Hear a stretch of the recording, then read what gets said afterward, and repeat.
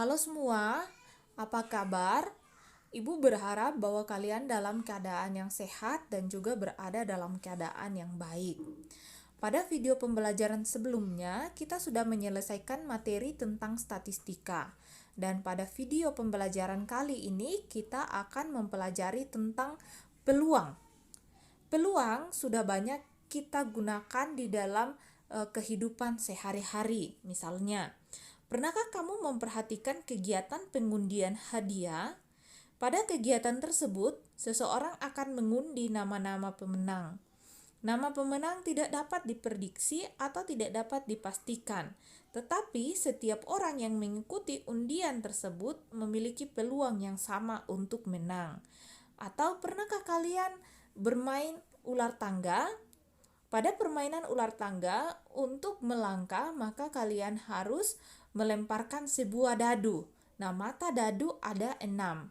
Peluang kemunculan dari setiap mata dadu itu sama. Nah, konsep tentang peluang penting peranannya dalam kehidupan. Konsep ini digunakan untuk kegiatan yang hasilnya bersifat perkiraan atau prediksi. Dalam matematika, suatu peluang dapat dinyatakan dengan angka. Materi tentang peluang mungkin merupakan materi baru karena belum pernah kalian pelajari sebelumnya, tetapi sebenarnya ada banyak kaitannya di dalam kehidupan kita sehari-hari.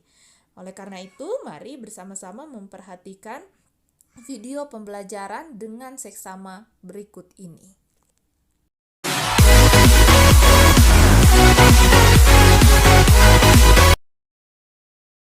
KD10 peluang, tujuan pembelajaran.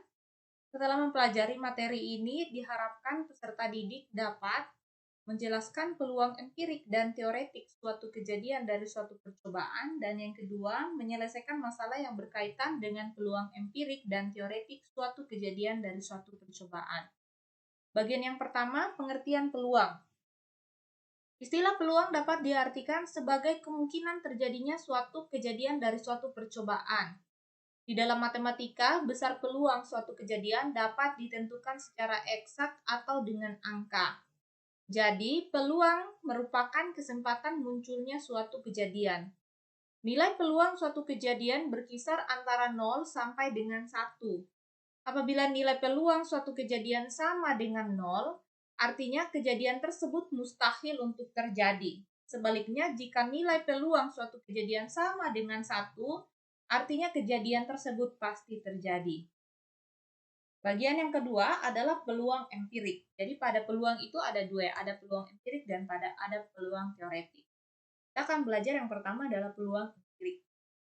Lakukanlah percobaan mengundi uang koin yang diundi sebanyak 50 kali. Catat hasilnya pada tabel seperti di atas. Misalnya ini Ibu sudah isi dia punya tabel. Muncul angka sebanyak 20 kali dan muncul gambar sebanyak 30 kali. Secara matematis, peluang empirik atau frekuensi relatif merupakan perbandingan banyaknya kejadian yang dimaksud dengan banyaknya percobaan.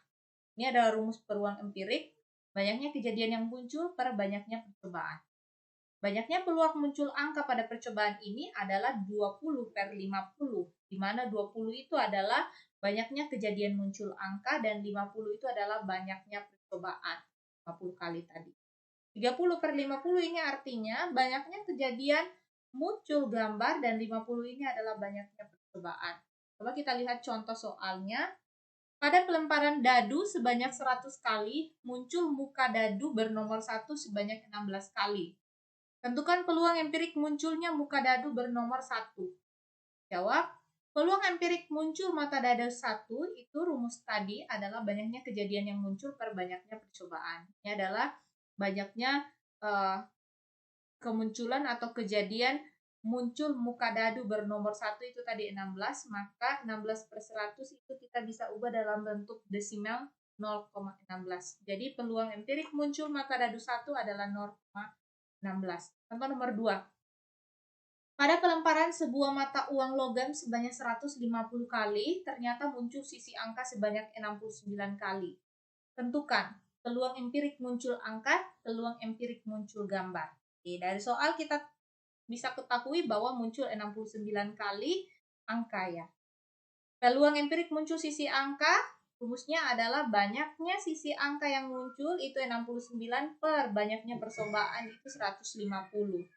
Kita sederhanakan, sama-sama dibagi 3, hasilnya adalah 23 per 50. Bagian B, peluang empirik muncul sisi gambar. Pada soal yang diketahui hanya muncul sisi angka, berarti sisanya adalah muncul sisi gambar. Maka 150 dikurangi 69 itu adalah 81. 81 ini adalah banyaknya sisi gambar yang muncul. Peluang empirik muncul sisi gambar adalah banyaknya sisi gambar yang muncul dibagi dengan banyaknya percobaan. Itu adalah 81 per 150, kita kecilkan, sama-sama kita bagi 3, hasilnya adalah 27 per 50. Yang berikut adalah peluang teoretik. Jika melempar sekeping mata uang logam secara berulang-ulang, peluang empirik atau frekuensi relatif munculnya sisi gambar maupun sisi angka masing-masing mendekati 1/2. Artinya sisi gambar dan angka mempunyai kesempatan yang sama. Namun pada beberapa percobaan yang lain kita tidak bisa melakukan percobaan tersebut secara berulang-ulang. Pada kasus seperti ini pendekatan peluang empirik tidak bisa digunakan. Oleh karena itu, kita menggunakan pendekatan peluang teoretik. Untuk memahami konsep peluang, terlebih dahulu harus dipahami tentang ruang sampel dan titik sampel. Mari kita bersama-sama belajar dulu tentang ruang sampel dan titik sampel. Ruang sampel adalah himpunan semua hasil yang mungkin terjadi atau muncul pada suatu percobaan. Ruang sampel dilambangkan dengan S dan anggotanya ditulis dalam tanda kurung kurawal. Banyaknya anggota ruang sampel dinotasikan dengan NS. Titik sampel adalah semua anggota dari ruang sampel. Nah, ada beberapa contoh untuk menentukan ruang sampel. Ada membuat tabel dan juga ada diagram pohon. Yang pertama kita akan lihat di sini diagram tabel pada pelemparan 2 keping uang logam sekaligus. Ini adalah penyajian ruang sampel dalam bentuk tabel di mana pada kolomnya kita isi dengan kemungkinan yang bisa muncul pada uang logam. Jadi uang logam itu sisinya ada 2 ya, ada angka dan juga ada gambar. Begitupun dengan logam yang kedua, ada angka dan juga ada gambar. Nah, berdasarkan tabel tersebut diketahui bahwa ruang sampelnya ini, jadi ini adalah AA, AG, GA, GG, ini semua adalah ruang sampel. AA ini artinya apa? Artinya muncul angka pada uang logam pertama dan muncul angka pada uang logam kedua. Angka dengan gambar ini artinya apa? Muncul angka pada logam pertama dan muncul gambar pada logam kedua. GA ini artinya muncul gambar pada logam pertama dan muncul angka pada logam kedua. GG ini artinya pada logam pertama dan pada uang logam kedua sama-sama muncul gambar. Sehingga banyaknya ruang sampel ini 1, 2, 3, 4. Itu adalah 4. Nah, berikut dengan diagram pohon. Ini adalah bentuk diagram pohon pelemparan 2 uang logam. Ini adalah uang logam pertama dan ini adalah uang logam kedua. Ini adalah hasil yang mungkin. Kita perhatikan di sini hasil yang mungkin itu sama dengan yang ada di dalam tabel tadi ya. Ruang sampelnya itu ada sebanyak 4, angka-angka, angka gambar, gambar angka, dan gambar-gambar. Contoh, pada pelemparan sekeping uang logam 1 kali, titik sampelnya adalah angka atau gambar ya, karena uang logam itu sisinya hanya 2, angka atau gambar. Ruang sampelnya dituliskan dalam kurung kurawal ya, A, G. Banyak ruang sampel adalah 2. 2 dapat dari ini, 1, 2. Pada pelemparan sebuah dadu bermata 6 sebanyak 1 kali, titik sampelnya adalah 1, 2, 3, 4, 5, 6. Ingat ya bahwa dadu itu dia 6 sisi. Masing-masing sisinya itu ada angka di situ. Angka 1 sampai dengan angka 6. Sehingga ruang sampelnya ditulis dalam kurung kurawal. Banyaknya anggota ruang sampelnya adalah 6. 1, 2, 3, 4, 5. Yang kedua, percobaan pelemparan 2 buah dadu. Jadi, baris ini kita isi dengan dadu pertama. Dadu pertama ada 6 sisi. Dan ini baris ya, ini kolom, ini baris, dan barisnya kita isi dengan dadu yang kedua, mata dadu yang kedua juga ada 6. Dan ini semua adalah ruang sampelnya. 1,1 ini artinya apa? Muncul angka 1 pada dadu pertama dan muncul angka 1 pada dadu kedua. 3,2 ini artinya apa? Muncul mata dadu 3 pada dadu pertama dan pada dadu kedua muncul mata dadu 2. 5,5 artinya apa? Kedua-dua dadu tersebut sama-sama muncul mata dadu 5. Nah, berdasarkan tabel di atas kita ketahui ruang sampelnya adalah ini semua. Ruang sampelnya boleh kalian tuliskan. Banyaknya anggota ruang sampel, kalau kita hitung ini semua adalah 36. Kita bisa menggunakan rumus untuk menentukan ruang sampel, itu adalah 6 kali 6. 6 itu dapat dari mata dadu yang pertama dan 6 yang kedua itu adalah jumlah mata dadu yang kedua. 6 kali 6 hasilnya adalah 36, atau kalau kalian menghitung semua ini maka hasilnya adalah 36. Yang berikut, percobaan pelemparan sebuah dadu dan sekeping uang logam. Jadi, kolom kita isikan dengan sisi uang, kemudian baris kita isi dengan sisi dadu ya. Sisi dadu ada 6 dan uang logam itu ada 2, ada angka dan ada gambar. Dadu itu ada angka 1 dengan 6. A,1 artinya apa? Pada pelemparan muncul angka pada uang dan pada dadu muncul mata dadu 1. Ya, itu pun seterusnya. Berdasarkan tabel di atas, kita ketahui ruang sampelnya ini semua boleh kalian tuliskan. Banyaknya anggota ruang sampelnya itu rumus ya, 2 kali 6. Uangnya sisinya ada 2 dan dadunya sisinya ada 6. 2 kali 6, ruang sampelnya 12. Untuk membuktikan kalian boleh menghitung semua ini. Yang ketiga, menentukan peluang teoretik. Peluang teoretik dikenal juga dengan istilah peluang klasik. Dalam beberapa bahasan juga disebut peluang saja. Berarti, jika terdapat suatu soal yang hanya menyebutkan peluang, maka peluang yang dimaksud tersebut adalah peluang teoretik. Peluang adalah perbandingan antara hasil yang diharapkan dengan jumlah semua hasil yang mungkin terjadi pada suatu percobaan tunggal.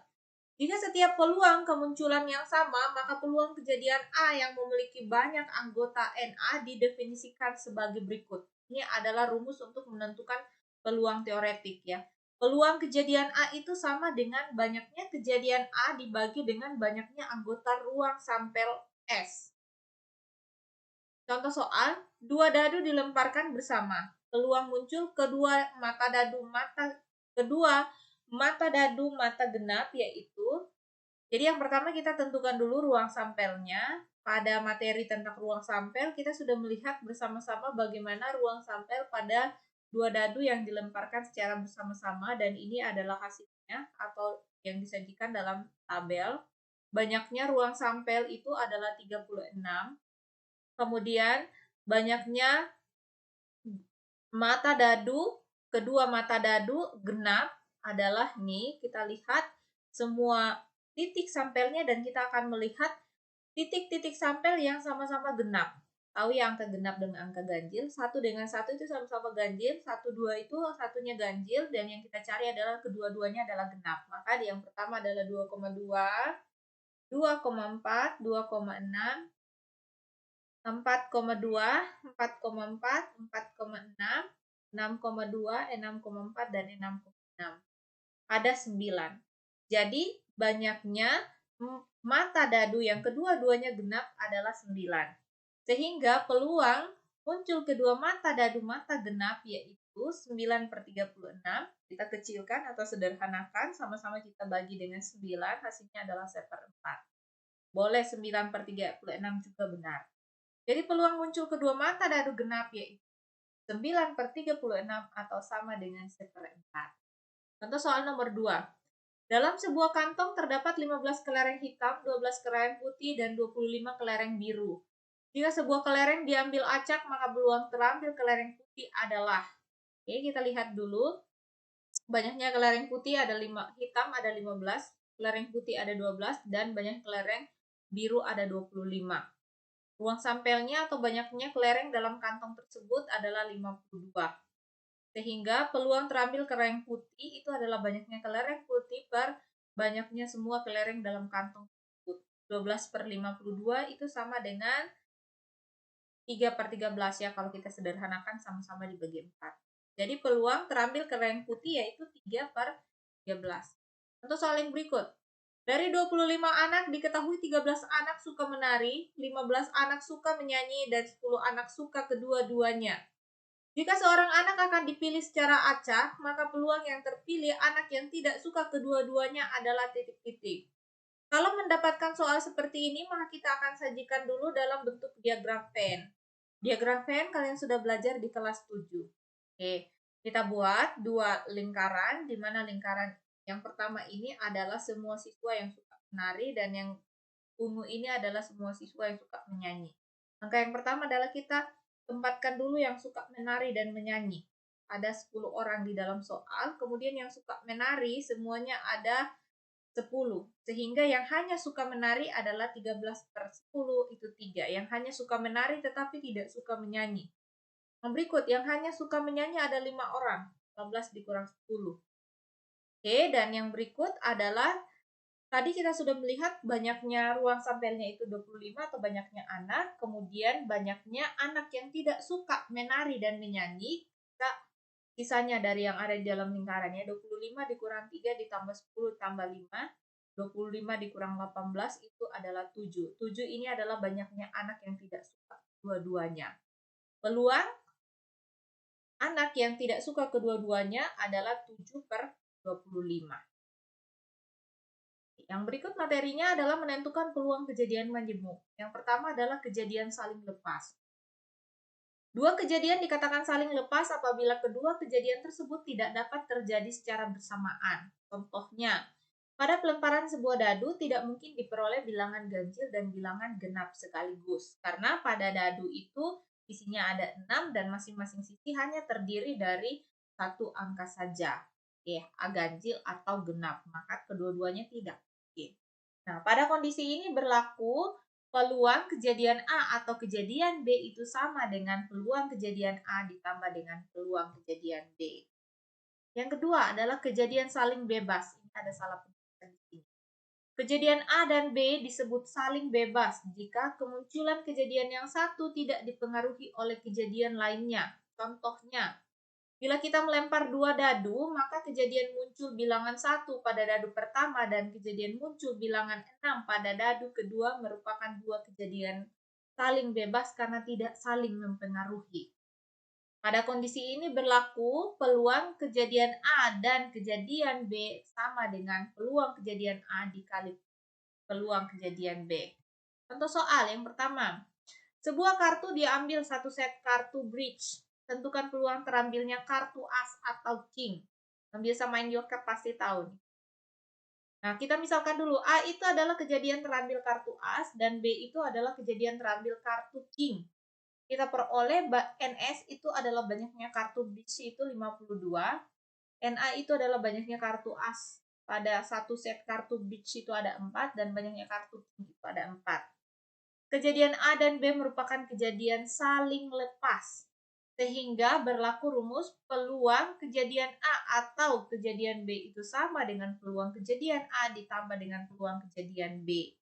Peluang kejadian A itu adalah NA per NS. NA-nya adalah 4, NS-nya adalah 52. Peluang kejadian B itu adalah NB per NS. NB itu adalah 4, 4 per NS-nya itu adalah 52. Pembilang penyebutnya sudah sama, sisa pembilangnya diciptakan. 4 tambah 4 adalah 8/52. Kita sederhanakan sama-sama dibagi 4, itu hasilnya adalah 2/13. Jadi peluang terambil kartu as atau king adalah 2/13.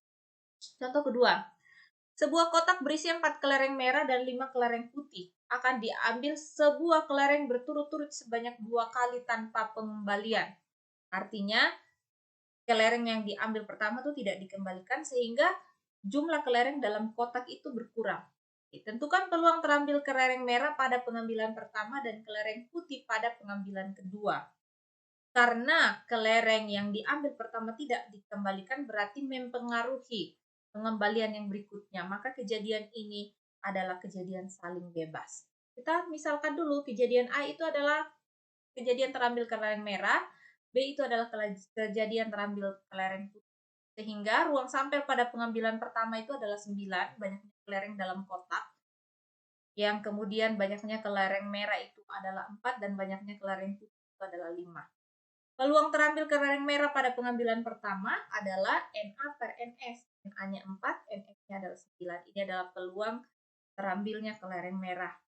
Yang berikut, peluang terambilnya kelereng putih pada pengambilan kedua. Pada pengambilan kedua, karena kelereng merah yang tadi sudah terambil tidak dikembalikan, sehingga pada kotaknya itu kelereng merahnya sudah berkurang, sehingga banyaknya kelereng di dalam sisa 8. 3 kelereng merah dan 5 kelereng putih. Makanya di sini FNS-nya adalah 8. Banyaknya kelereng dalam kotak setelah diambil kelereng merah. Sehingga banyaknya kelereng putih adalah 5, peluang sampelnya adalah 8. Kejadian A dan B merupakan kejadian saling bebas ya, karena mempengaruhi kelereng dalam kotak berkurang. Oke, kalau seperti ini berlaku peluang kejadian A dan kejadian B itu sama dengan peluang kejadian A dikali dengan peluang kejadian B. 4/5 dikali dengan 5/8 sama-sama dikalikan. 4 kali 5 20, penyebutnya 9 kali 8 22. Jadi peluang terambil kelereng merah pada pengambilan pertama dan kelereng putih pada pengambilan kedua yaitu 20/7. Oke, yang terakhir, yang berikut materinya adalah komplemen suatu kejadian. Dalam matematika, kejadian A ditulis A komplemen, dibaca A komplemen. Hubungan peluang kejadian A dan kejadian bukan A dirumuskan. Peluang kejadian bukan A ditambah dengan peluang kejadian A itu sama dengan 1. Contoh, jika peluang seorang anak naik kelas adalah 0,98, maka peluang seorang anak tidak naik kelas adalah 1 dikurang 0,98 atau sama dengan 0,02. 0,02 ditambah 0,98 itu sama dengan 1.